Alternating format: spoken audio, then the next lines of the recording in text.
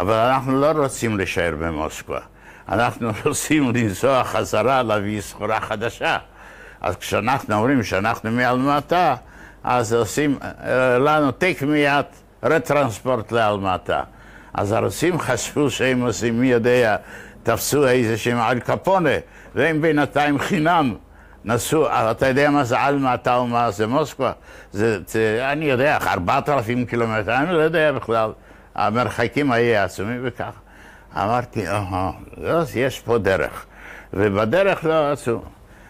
אנחנו החלטנו שהחיות ולא לוקחים אותי לצבא האדום. וזה סוף 43. המלחמה כבר ריבלנס. כבר הרוסים בבנות הברית היו כבר חלק באיטליה, חלק בזה. אולי זאתי הדרך הבלעדית בכדי לחזור לאמא, לחזור הביתה ולצאת מהגיהנום הזה. זה היה הגיהנום. אני ככה צירתי יפה את כל הדברים האלה. אם כי אני אישית לא סבלתי עד כדי כך. כי לא ישבתי אף יום אחד בסוהר. אף שיום אחד לא הייתי בסיביר. חייתי בתנאים קשים, כמו כל האוכלוסייה. אבל זה חינק אותי. וראיתי שכל התוכנית הראשונית שלי, של קווקז, איננה אקטואלית יותר. כי הצבאות הגרמנים רחוק כבר ממקורות הנפט, הם כבר חזרה, כבר הגיעו לאוקראינה, זאת אומרת, התחילו לסגת, ואני אשאר פה. הייתה לי חברה שם, חשוב. אז ככה, גם זה היה די מעניין, כי הייתה מזכירה של האוניברסיטה, קומוניסטית. והייתה שורה נבדיין, ושאימא שלה היה ארמנית, האבא שלה היה אוקראיני, בחורה יפהפייה. אני אמרתי, אני יהודי וכל מיני דברים, אבל לא, היה לנו פשוט היכרות כזאת. היינו יוצאים קולנוע וכל מיני דברים כאלה. אז היא אומרת, אתה רוצה שאני אהיה יהודייה? אני אהיה יהודייה. אני אמיר את דעתי, בשבילי לא חשוב. אפרופו, אני אומר. ובכל אופן התחלנו לחשוב איך לסדר את זה. היות ואני הייתי נוסע תמיד עד למינרל נאבודה, זאת אומרת בכיוון המערב, זאת אומרת שהיה מגיע כמעט עד רוסטוב, שזה כמעט הגיע לרפובליקה הרוסית הקודמת. אני אמרתי לעצמי, אנחנו ננסה לנסוע כאילו אנחנו פליטים מאלמטה, כי טלפון לא פועל, פקסים אין, אז לא היה כלום עד שיגיע. היהודים היו עושים מעילות, מעלו, בהרבה מקומות יהודים עבדו במשרדים, גנבו כספים וכו'. אז חשבתי לי, אני לא מעלתי אף פעם. אילו הייתי מועל בכספים, והיו לי הרבה כספים, לתשלומים וכו', אז המנהלים מוכרחים היו לפתוח תיק בפרוקורטורה, בתביעה, ורוצים או לא רוצים, מוכרחים היו לחפש. אבל אם אני נעלם, ובזמן המלחמה נעלמו אנשים, נפלו בקרבות, לא ידעו שם, מי, מה, מתי, נעלמים אנשים. אנחנו נעשה את הדרך הזו. הצבא הפולני עומד רק להתארגן, ואיכשהו להגיע לצבא הפולני. לצבא הפולני קשה היה להגן, כי הצבא הפולני היה בזמנו בבוזלוק, הוא היה באסיה, באסיה האמצעית, תיכונה, והם על פי הסכם בין שיקורסקי, הגנרל שיקורסקי ובין סטלין, בהתערבות של צ'רצ'יל, הוציאו את כל הצבא שהיה, את כל השבויים, לא אסירים, שבויים ממלחמה, שלקחו לשבי ב-1939, שהם יילחמו בחזית. דיברו על כמה מאות אלפי אנשים, שלא היה... ונגמר, אבל הם לא יילחמו בחזית הרוסית, אלא יעבירו אותם דרך עיראק, ודרך איראן יעבירו אותם למצרים וכו'. ובאמת הם תקופה ארוכה ישבו פה בפלסטינה. ורבים, כולל בגין, בגין לא ברח, כי הוא לא רצה לברוח, אלא רק אם ישחררו אותו, אבל הם הרבים פה לבשו בקיבוצים, והקיבוצים עשו עבודה גדולה מאוד, ויש הרבה מאוד מכירים, שפה ברחו מהצבא הפולני, הפשיטו כי הם עברו דרך פלסטינה בדרך.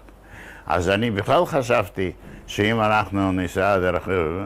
אז בינתיים הצבא של שיקורסקי ב-41 כבר התחיל להתארגן, וב-42 עד התחלת 43 עזב כבר לאנגליה, עזב למערב ולחם.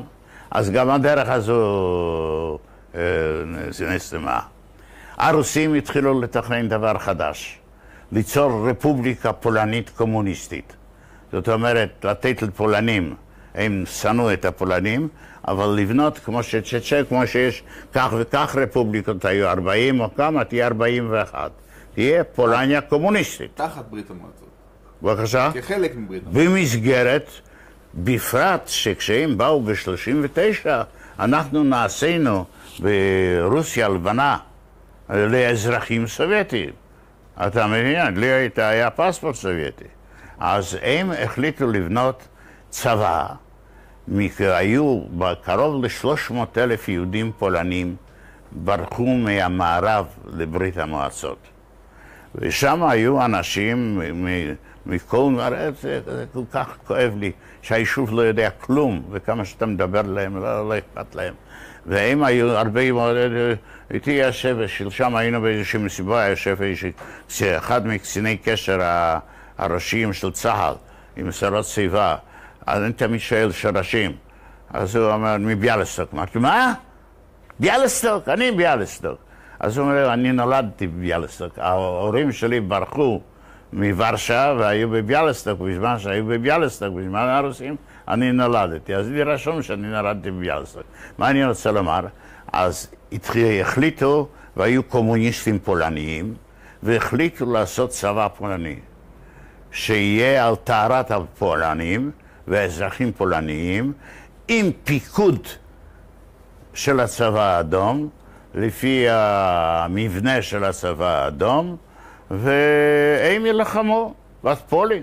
וכשהם ילחמו בפולין במסגרת הצבא האדום, כמו שהיו הליטאים או הלטישים, והתחילו לעשות גיוס.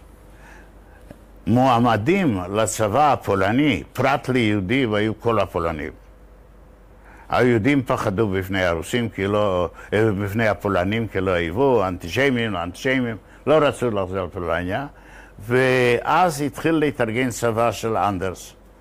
אנדרס היה גנרל פולני שארגן אותם בבוזולוק, והם יצאו, אני חושב, 70 או 80 אלף חיילים, דרך עיראק, איראן, ישראל, למצרים, לאנגליה, והשתתפו בדידי, על זה אני מדבר כעת בתור יושב ראש ארגון הווטרנים, שיש יהודים לחמו בפלישה לצרפת ונורמנדי וכל מיני מהר. אז אני חשבתי, ניוטק, אמרתי, אחי נתן, ניוטק, זאתי האפשרות האחרונה. בואו נתאים את עצמנו. אמרתי לפני כן על המילות, אני אף פעם לא מעלתי בחיים שלי, ולא ראיתי גם צורך למעול, לא מפני שהיה לי עד כדי כך רע, אלא זה ככה חונכתי. וביום בהיר אחד תכננתי, כשהייתי נוסע עם הרכבת עד גבול, עד מדינה נבודי, שם איפה שהיה, שם איזה אזור הררי, זאת אומרת ישרים. אז הרכבת הייתה מאיטה את המהירות עד למינימום. אמרנו ביום בהיר אחד, אנחנו בורחים. זה שיש אפשרות שיתפסו אותנו ויתנו 10 שנים, אין לי אפשרות אחרת. מכל האפשריות זה היה אפשר. כי ידעתי שאם רוסיה תחזור להיות רוסיה, אף פעם לא נצא, אנחנו אזרחים רוסיים, היינו ב-39 נעשינו, ואף פעם לא נצא. מה שאיתי או מה שיחי, אין, וזאת הדרך היחידה. היות ולי היו אומרים שהם יבואו לקפקז, הם אף פעם לא באו לקפקז. הם ישבו באסיה התיכונה, ושם קיבלו, אז גם כן קיבלו 4% יהודים. לא רצו לקבל יהודים. קיבלו, כי כל המשטרה הפולנית וכל הצבא הפולני היה שם, ושהיה אסור בסיביר, הם היו אנטישמים ולא רצו יהודים. אני אומר שהיה בערך 4% רופאים וזה, והיו יהודים. יש לי גם חברים פה בארץ שלא היו, נתקבלו, הוא שינה את שם אדלר לאורלובסקי, או אני יודע מה שהוא אמר וכולו, אני חשבתי, אני אשאר. ואז לא ידעתי, ברוסיה זה לא היה כמו שהיום בעיתון, אתה קורא שבנג'יבל, אנחנו או לוקחים או לא לוקחים, שאתה יודע כל בית, אנחנו מפסידים מלחמות, שהכל מספרים, הכל מדברים, הכל זה, לא ידענו. ידענו שהם לחמו תחת לנינו, שהיה קרבות ויש צבא פולני, שזה לא בלוף, כי אצל הרוסים אפשר היה להניח שהם יעשו כל מיני בלופים. אבל אנחנו מוכרחים לנסות. זה לא הייתה נאיביות, ולכן ביום בהיר אחד, אף אחד לא ידע שאנחנו מסתלקים. לא מהחברים, כי היו לי גם חברים, יהודים, אף אחד. אני אחי ואני. אף אחד. הוא כבר היה ילד בן 17, הוא כבר היה די מבוגר, וגמר את הבית ספר, ואמר לנו, מה שאם יתפסו אותי, אז אתה תישאר, אם יתפסו אותך, אני אשאר. אז סלבי. ואמרנו ככה, היה לי איזשהו רוסי שעזרתי לא להיות מגויס, אלא כאילו עובד בתחנת הרכבת. כי אני עבדתי בלילה בתור סבל, בכדי להרוויח קצת כסף, כל מיני דברים כאלה. וידעתי שהוא עריק מהצבא האדום. הוא היה איש אינטליגנטי. היה מנהל, מהנדס. אני לא יכול, אלכסנדר פטרוביץ', אני לא יכול לזכר, אני זוכר רק. פה יש במזכירה, גזברית בסופרמרקט, אני זכרתי שזה חסף יורט. מקום חסף יורט על יד מח"ש קלה. היא משמה.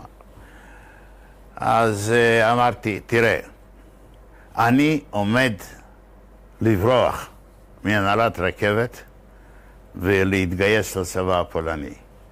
אני נותן לך פה את כל המפתחות מהמשרד שלי, את כל הדוחים בין העבודה, תוכניות, כספים, עם חשבון מדויק עד לפתקי כשאני הייתי נוסע, הייתי מקבל לכרטיסים, לאוכל, לאשל, הכל עד לפרוטה האחרונה, 0-0. ככה, שלא תהיה עילה בכדי לחפש אותי. ולקחתי בחשבון ככה, טלפונים אין, שום מכשירים אין, עד שהם יוודאו איפה אני, ברוסיה הגדולה ביותר, מלחמה הולכת. מאות אלפי מיליונים של אנשים משתתפים. מחט בערימת שחר. בדיוק כך. לא יתפסו אותה. ואנחנו לקחנו, התלבשנו כמו הם, ואמרנו, אנחנו נראית, היה זה התחלת האביב, הגשמים וכולו, התלבשנו כמו שהאלה, ולא רחוק מנהרל נבודי, נסענו והשארתי את הדברים שלי בקאמרה חרנניה. בכל תחנה יש תיבות שאתה יכול להכניס, לשמירה. כן, לחפשים. כן, ואמרתי, יתפסו אותנו או לא יצא, אני אחזור להלביש את המדים, ושוב נחזור עד להזדמנות הבאה. אז לקחתי את הכל, נכנסנו לתא, בנהרל נבודי. ברוסיה, ראשית כל היו גונבים נעליים. זאת אומרת, כשאנשים היו נוסעים יממות שלמות, אז היו ישנים ברכבת. אז אנחנו הורדנו את הנעליים. היה יום סגריר, אני רואה את זה כאילו אני מדבר כעת. וכשהרכבת הזאת הייתה הולכת לאט, אני כבר חזרתי, כי השארתי שם את הדברים, למקרה של משהו, לחזור, והיה לי חדר. אמרתי לעקרת הבית שאני ידע שאני נוסע לשליחות, לבדיקה, לביקורת, למשהו, לעתים קרובות. אמרתי שאני לוקח את אחי גם כן, הפעם, גמר בית ספר וכולו.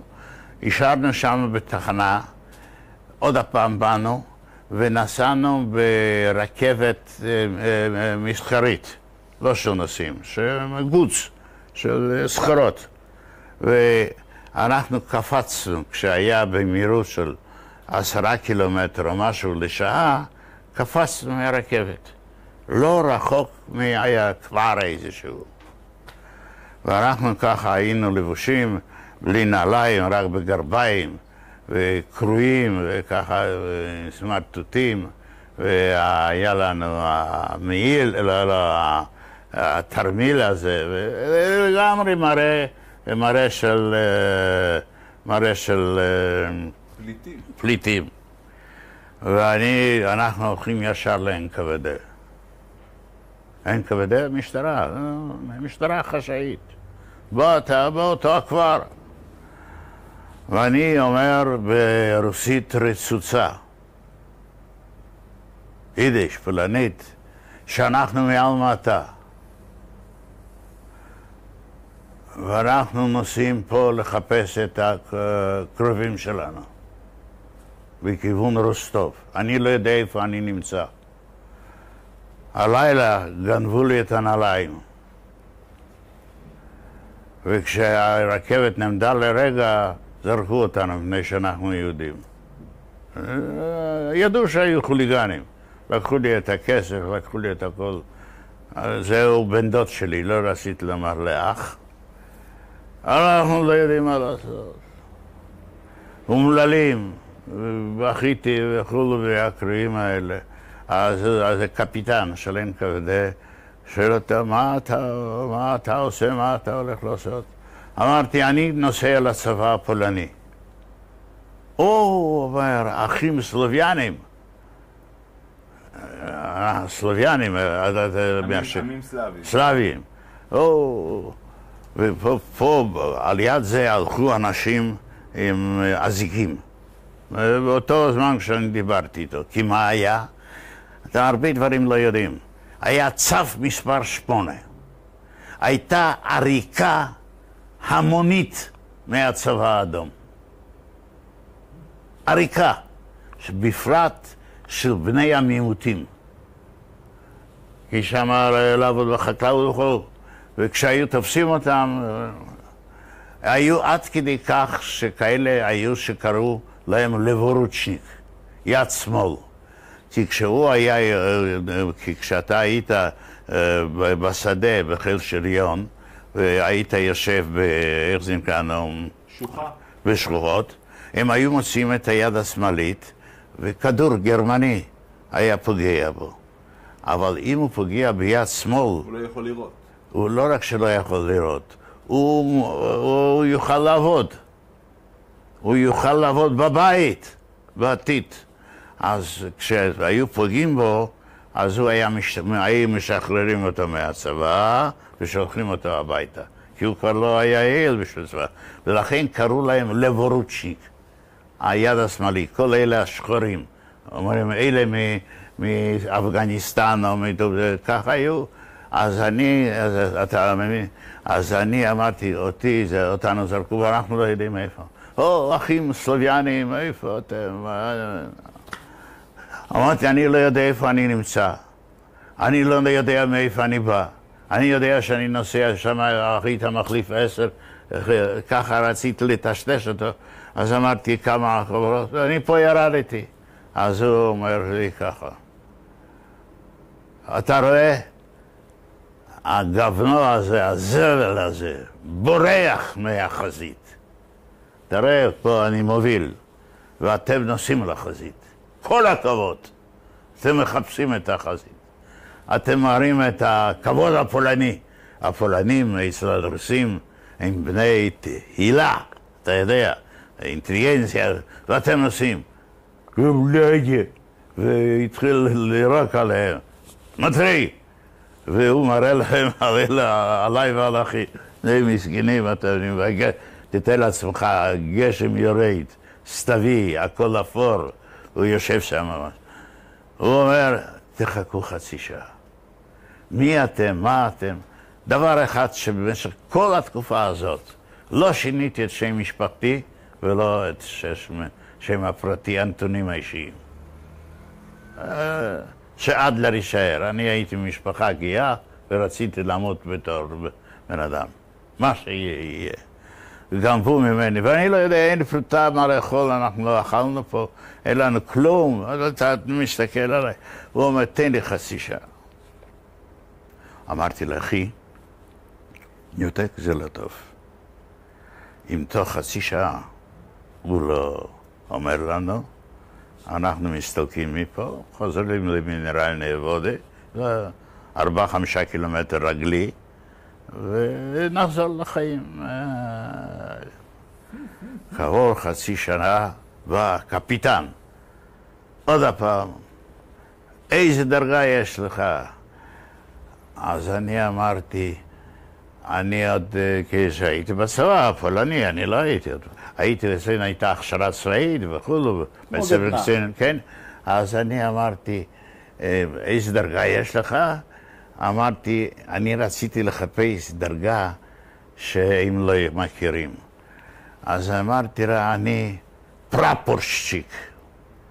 פרפורשיק זה בין רב סמל ראשון ובין קצין. אספירנט, מי שגמר בית ספר לקצינים, קיבל דרגה של פוטחורנז'י. זאת אומרת, פרפורשיק. פרפורשיק היה, הוא התחיל לצחוק. מה אתה, בימי הצער? אני ידעתי עליו מהספרות, שבצער הייתה דרגה פרפורשיק, בין סמל ובין, אני רציתי להראות מעצמי שמוק, שבין הדרגה של זה, ישנה דרגה של... אז אתה באמת, אתם הולכים, מי זה הבחור הצעיר? אמר, תראה, הוא לא צעיר, הוא כבר בן 17, 17 וחצי, הוספתי לו מיד שנה, והוא נוסע איתי, אנחנו נוסעים להילחם בעד פולין, בעד רוסיה, בעד כל מיני דברים. הוא אומר, שמע, פה למה לקח חצי שעה? לא שהוא חיפש אותי חס וחלילה, לא. הוא נתן לי טלונים, והוא אמר לי ז'טונים. הוא אומר, אתה תלך ל-PX. PX זה היה, שם היו חנויות לחיילים שעוברים תחנות. הייתה חנות, קיוסק. כמו נאפי. נאפי, שאפשר היה לקנות, נקניק, רחם וכו'. אני לא צריך הייתי, זה לא חשוב. אבל הוא נתן לי, הוא אומר, אני לא יודע מה המשכורת שלך, אני אתן לך על החשבון. אולי אתה ואני, ומה היה העיקר אצלי? לקבל טופס. טופס נסיעה. והוא כתב, ולא רציתי לרמות, חשבתי אולי אני אתן אי פעם פנחס אדלר ונתן אדלר, ומתי נולדתי, איפה נולדתי בלסלוק, שנפרבלייצה, נוסע לכיוון הצבא הפולני לשירות סדיר במלחמה, ושקיבל 400 רובל, אני ואחי, וקיבל תלושים ל3 ימים, שאם זה ייגמר, שיחדשו לו עד שהוא יגיע ליחידה שלו. מקום הימצא של היחידה שלו הוא בלתי ידוע. הם לא ידעו, מי ידעו שזה היה באיזשהו מקום. אני צריך הייתי רק את הנייר. אז אני אומר, לא, ספסיבה, ספסיבה. הוא אומר לו, ויפיום. אני לא שותה וודקה, אבל הוא אומר, אנחנו מוכרחים עבור האחים הסלאבים שהולכים להילחם גם בעד רוסיה האדומה, בעד פולין האדומה. איזה שטיפת מוח, איזה נאיביות יש לקצין שפגשת. תשמע. כולם היו ככה. לא, לא. כל כך... ברוסיה גייסו, אמרתי לך, 30 שנתונים. לא הייתה משפחה אחת שלא נפגעה מהמלחמה. הם שמה נפלו, שהיה גיוס, לפעמים נשים היו נרכבות על הפסי הרכבת ולא נותנים לרכבות לעבור, ורק עם מכונות ירייה מעל הראשים פינו את הדרך, כי הם ידעו שאף פעם לא יפגשו יותר, לא את הבעלים ולא את הבנים. חשמל לא היה, אוכל לא היה, הפסידים, רק. וזה היה, זה לא שלא היה, היה, אבל היה נקמה. וזה מה שאני אומר, מה שחסר אצלנו. זה המוטיבציה. אני, שהייתי תמיד אנטי-קומוניסט, אני אחר כך צעקתי, זה סטלינה, בת סטלין, קדימה. אתה מבין? זה שאנחנו נלחמים נגד הגרמנים, והמלחמה כבר נרשמה 3 שנים, 4 שנים, כי מ-39, אכפתיות היה. ובא המשוגע כזה שרוצה לנסוע לחזית, אמרת לו, בוא נפיום וודקי. שתינו קצת, אני חושב שאני נחנק. אמרתי מספיק, כי אני יכול להיות מטושטש. ואנחנו עם הניירות התחלנו לטור באוקראינה. ידענו שהם כבר נמצאים איפשהו באוקראינה. אוקראינה הגדולה. אז מפה לשם, בוויינקומט, אנחנו היינו באים למפקד התחנה, הכל היה בידי צבא. כבר היה לי מה? שאני מופנה לצבא הפולני. זה היה דוקומנט רשמי, עם חותמות, אתה מבין? זה הייתה העזה בלתי רגילה, וזה היה מפעל הפיס. הצלחה בלתי רגילה. בלתי רגילה. אנחנו עוד חזרנו למינרל נבודי, השארתי שם את המדים, את כל הדברים, מה שצריך הייתי להוציא, הוצאתי, ואז בכל מקום איפה שאני הייתי בא, ז'נדמריה או משמעיה, בבקשה, כל אחד, צרות, ואני עוד אמרתי שאני פרפורשיק, אז זה כאילו קצידן, זה עוד היו מצדיעים, וככה אנחנו הגענו עד למחנה פולני בסומי. פה מתחיל פרשה חדשה. איפה היה המחנה? סומי, על יד חרקוב קייב. זה באוקראינה. שם היה המטה של הצבא הפולני. ושם אם אתה רוצה להתחיל את הפרק הזה כעת, או לדחות, או אתה רוצה עוד? שם באנו, מחנה בפעם הראשונה, חיילים, פולנים, חופש, אנחנו בדרך הביתה, קשה לתאר לעצמך. אני היום מתרגש, שאני ראיתי לאחר 5 שנים השחורות האלה, שאני ראיתי קרש הצלם, קיביני מתי, ירו, תהיה מלחמה, נלך לחזית, מה אכפת לי? מתי זה? זה היה כבר בהתחלת 44. זה לקח 2-3 חודשים עד שאנחנו הגענו ליחידה. שוב, שם נרשמנו כבר כדת וכדין, אבל אני שיניתי את השנתון של אחי, עשיתי אותו בשנה יותר מבוגר, 17.5. למה? למה? כי אני לא רציתי להיפרד ממנו. אני רציתי 17, 18, וזה צבא שנהיה יחד. ואנחנו באנו, טוב, כדת וכדין, נרשמו אותנו וכו', שיש לי השכלה גבוהה, חלקית כי למדתי משפטים, ואני דובר שפות וכל מיני, ושם התארגן צבא פולני. איש כמוני שדיבר טוב מאוד רוסית, אני כבר דיברתי פולנית, רוסית, אנגלית, טובה, לא טובה מאוד, כי בגימנסיה למדתי גרמנית. אתה מבין, ויודע, ואמרתי שאני מדבר גם עברית ורוסית. אז אמרו לי ככה, אתה איש אינטליגנטי, למדת באוניברסיטה ורשה, וכולו, אנחנו נשלח אותך שתהיה קצין פוליטי. קומיסר. קומיסר. ושמע, אתה תהיה קומיסר של בטליון, תוך 3 חודשים תקבל דרגת רב סרן, מיור. מה זה, זה קידום בלתי רגיל? כן, לא, הם חשבו שאני אבוא וטוב. אבל זה הכל ניהלו אנשי NKVD. הכל של הריגול הרוסי. גם הפוליטיקה הבנקאית. מי היו שם קצינים? כשנגמרה מלחמת ספרד, בספרד, ב-38, היה לו, פרנקו כשהגיע לשלטון, לחמו, היה מהפכה, ורצו לעשות מהפכה קומוניסטית.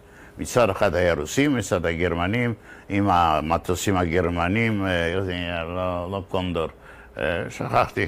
להק קונדור. לא, קונדור, כן, הם ניסו, אז כבר מטושטש. אדוני, זה כמעט 70 שנה. תשמע, ואז היו היהודים בפולין. תדע לך, ציונים, לפי הערכתי, עד 39, היו ממוצע בין 8 עד 15%, תלוי איזו עיר. ציונים. היו ערים שבכלל לא היו ציונים. אחר כך הייתה המפלגה הקומוניסטית, חזקה מאוד. מדוע? כי הדיכוי היה כל כך קשה, והם היו מאוד, הקומוניסטים, המפלגה היהודית הקומוניסטית, א' הם ישבו במחנות הסגר, הייתה אילגלית, והם היו, כי פולין פעם היה תחת הרוסים, והם היו קומוניסטים ככה, גם יהודים במיוחד, כי הם ראו במהפכה העולמית את שחרור מהאנטישמיות. אני מעריך שהנוער היהודי היה בערך כ-25%. אחר כך היו כאלה ששיתפו פעולה עם הפולנים. אבל לא הרבה, 10-15, והיו יהודים דתיים בערך 50%. זאת אומרת, חיוקס, מה שאתה רואה במלא 5, ציונים כמוני, בין 8-15%.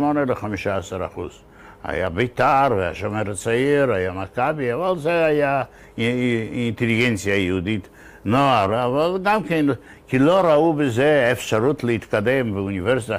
הלוא היה נומרוס נולוס, נומרוס קלאוזוס, כל מה שאתה רוצה, אבל זה לא, אני יכול על זה גם זה לספר, אבל בכל אופן, כשנגמרה המלחמה, היה שמה בספרד גדוד על שם הנרי דומברובסקי. זה היה גיבור לאומי, אחד המהפכות של פולין.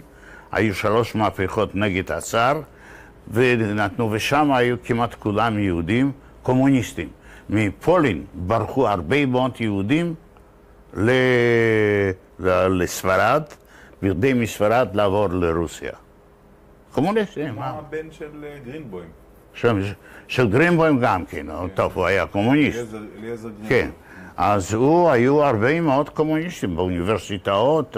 הציונות התחילה לפרוח, אבל כשבא ז'בוטינסקי ואמר, תיסעו כל שנה 500,000 יהודים, כי פה הכל בעיר לא רצו לשמוע, הוא חשבו שהוא משוגע, היה מציל את כולם. אז אני רוצה לומר לך, אז כשנגמרה המלחמה, והיה הסכם בינלאומי, ואז הרוסים קיבלו את כל הקצונה ואת כל אלה שהיו בצבא הקומוניסטי מהפכני אליהם. הם ביקשו אותם. החלפת שבויים, אתה מבין? והם את כולם שלחו לסיביר. אתה יודע מה זאת אומרת שלחו לסיביר? למאסר. שם רחוק לסיביר, לקטרגה. למה? כי הם חשבו שהם כולם טרוסקיסטים, ושהם לא האמינו לאף קומוניסט מחוץ לארץ. ראו בכל קומוניסט שבאו, והם ישבו. כשאנדרס לא רצה לקח אותם, כי הוא שנא את הקומוניסטים. כשהם התחילו לבנות את הצבא הפולני, אז הם בנו אותו ראשית כל על אלה שנשארו שם, כל הכמעט קצונה הראשונה היו יהודים. כל אלה שהיו קצינים בספרד, שהיה להם כבר אקספיריאנס של מלחמה. והיו על פי רוב, זאת הייתה אינטליגנציה, סטודנטים, אתה יודעים, שהיה חומר טוב. אז זה היה התחלת הצבא. פולנים לא היו. פולנים רק היו, היו אנטי-קומוניסטים. והיו מעט פולנים שלקחו אותם קצת מבולין, קצת מאוקראינה, איפה שכבשו הרוסים את השטחים שהיו שם הפולנים בשנות 43 וכולו, הפנו אותם. לכן הייתה כל הקצונה, רוב הקצונה. ואז הוא מצא קדט כמוני, בחור חזק ואינטליגנטי וכל מיני דברים שהיה ברוסיה בתפקיד. הוא אומר, אתה תהיה קומיסר של בטליון. אתה תהיה תוך 3 חודשים רב סרן. חשבת אני רב סרן. אמרתי, ואנחנו נשלח אותך לבית ספר גבוה ללימודים פוליטיים, שהיה בסומי. זה היה בית ספר גבוה ללימודים פוליטיים, איפה שצריכים היו לעבור את כל האינדוקטריניזציה של הקומוניזם. אני מוכרח לומר לך, אם כי הייתי אנטי-קומוניסט, אבל חשבתי, משהו להתאפס. כי אמרו שאתם אחר כך, כעבור כמה חודשים, תצטרפו לבטליונים של הצבא הפולני ותשלחו לחזית להילחם. טוב, זה מה שאני חיפשתי. אני מוכרח לומר לך, ואני הייתי מאוד גאה, כי זה היה אחד הקורסים הראשונים. אחר כך, אנשי ממשלה פולנית בוורשה, אחרי 45, חלק מהם היה איתי בקורס. מחלק ואחרים, הם חיפשו פולנים קומוניסטים, פולנים, לא יהודים ופולנים, אחר כך. זה עברו יומיים שלושה, ואני לפתע פתאום מהבירה המוקטה לאיגרא רמא הגעתי, כן? אז אתה יושב, שומע הרצאות על פוליטיקה, על גיאוגרפיה, על דברים, יומיים שלושה, ואני גאה, ואחי מסתובב שמה, לא היה. הוא בינתיים היה שמה על יד מפקדת הבסיס.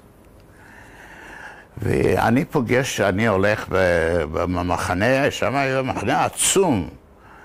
אני פוגש איזשהו יהודי קפיטן עם סרט אדום, סרט ויולט. סרט ויולט זה היה רופאים. אני ראיתי, תקף מיד, הוא כבר היה קפיטן.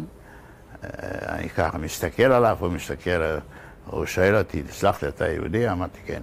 מה אתה עושה? אמרתי, אני בבית ספר גבוה למדעים פוליטיים, אני עוד גומר כבר, למדעים פוליטיים, אני אעשה קריירה פה, לכם בקרוב. הוא אומר, ברוך, שמו היה ריצר, היה שנדלר, ריצר, הקפיטן, דוקטור ריצר. הוא אומר, ברוך, לאן אתה הולך? אבל אתה מוכרח לדעת, אתה פה בין פולנים. הכדור הראשון שהם יראו לא נגד הגרמנים, יהיה נגדך, כי אתה קומיסר. הם ירגו את כל הקומיסרים, הם לא רוצים קומוניסטים בפולניה. תברח משם. זה אומנם היו היהודים שנשארו, אבל תברח משם, תציל. כשסיפרתי, יש לי אח עוד יותר קטן שניצל מהמשפחה, תלך לתותחנים, תלך למה שאתה רוצה, רק לא שמה. כי אתם תהיו הקדמה של הצבא שהולך להפוך את פולין לקומוניסטית. שר התותחים. כן, לפולנים. אותו זמן, באותם הימים זה לפעמים יש כל אינסטנט. בא אחי, הוא אומר, תשמע, אני שמעתי פה ככה מדברים, שמתחילה, בפולניה לא היה חיל אוויר. עד המלחמה אף יהודי לא היה בחיל אוויר ובחיל הים. אף יהודי, אני סיפרתי בגיוס שלי הראשון, יש לכם סיפור שלי. מחפשים פה מתלמדים, חניכים. אנחנו, הוא ידע ודיברנו פעם יהיה צבא יהודי, פעם יהיה חיל הים, יהיה חיל אוויר, פעם חלמנו מדינה. הוא שם, הוא אומר, אני עוזב, אם יש סכנת נפשות. הוא אמר לי, אם עוד יהרגו אותך לפני שתגיע לגבול הפולני. כך היה. אני אמרתי, אתה יודע מה, אנחנו נלך למנהל הארגון, קדרים, זה נקרא פה כעת, ראש מחלקת הגיוס או משהו. אני בא שמה, ושם אמרו לי, ישנו פולקובניק גרוש, שצריכים לפנוח לקולונל ששמו גרוש. גרוש, כבר אני גומר. גרוש זה בפולנית פרוטה, זה נקרא גרוש. כמו גרוש. גרוש. אבל שמו גרוש, פולקובניק גרוש. אני בא לפולקובניק גרוש עם אחי, ואני... הוא יהודי. תשמע, תקשיב. אומרים ששמו, שם ידעו מיד הכל. איזק יצחק מדרס. שמו הנכון היה יצחק מדרס. הוא לחם בספרד. ואתה תפנה, הוא היה מנהל הקדרים. ואתה תפנה, ואם אתה תתקל בו, תדבר איתו, אל תפחד. אתה שומע? אמנם הוא קומוניסט, הוא היה קומוניסט. ואני אומר, אתה מוכרח להקשיב, כי זה מאוד מעניין. ואני לא רציתי להעליב אותו ולקרוא לו בשמו המקורי, שמרתי על זה כשהייתי אצלו, ואמרתי, אדוני הקולונל, הוא היה קולונל, אני פנחס אדלר, זה אחי נתן אדלר. אנחנו חולמים, אתה יודע, על פלסטינה, כשנשחרר, נמגר את הגרמנים ונקים את פולניה, הדרך שלנו לפלסטינה. היות ועד המלחמה בפולין לא היה אף יהודי בחיל האוויר, לא בחיל הים. וכעת בונים פולין קומוניסטית או פולין דמוקרטית שווי זכויות, והנשק הקטלני ביותר בו אני אוכל לנקום, לא ידעתי שהם נרצחו, אבל ידענו ששם כבר רציחות. אז אנחנו מבקשים להתכנס לחיל האוויר, להצטרף לחיל האוויר. שמענו שבימים אלה יוצאת קבוצת קצינים לצ'קלוב, לבית ספר לקצינים. זה התחלת 44. הקולונל הזה קם, חיבק אותי, נשק לי במצח גבוה יפה, ואת אחי, והוא אומר, לך יש איזושהי הכשרה צבאית? אמרתי, לא, אני הייתי רק מפקד הכשרה צבאית בגימנסיה. אני ממנה אותך בתור מפקד הקבוצה שהולכת לצ'קלוב, ואני מוציא אותך מבית ספר להשכלה פוליטית, ואתה עם אחיך מצורפים לקונטינגנט שיוצא הערב לאורנבורג. המפקד. אני אומר דברי סיכום. מרתק. פשוט מרתק. אני חי את זה עוד הפעם, אני רואה את כל הפנים, את כל החדר שלו, את הכל. אתה פשוט שם. שם. יש לי מספיק לדברי סיכום? אוקיי. יום ה', כ"ח באלול, תשס"ו, 21 בספטמבר 2006. צוות אבירי הרוח לתיעוד בווידאו של ותיקי ובכירי חיל האוויר פגש היום, זו הפעם השנייה, את הנווט רב סרן במילואים פנחס אדלר. פנחס אדלר, יליד לובלין שבפולין, 2 בינואר 1921, גדל ובגר בביאליסטוק. במלחמת העולם השנייה הוכשר יחד עם אחיו, נתן אדלר, בחיל האוויר הסובייטי במסגרת גרעין ההקמה של חיל האוויר הפולני האדום.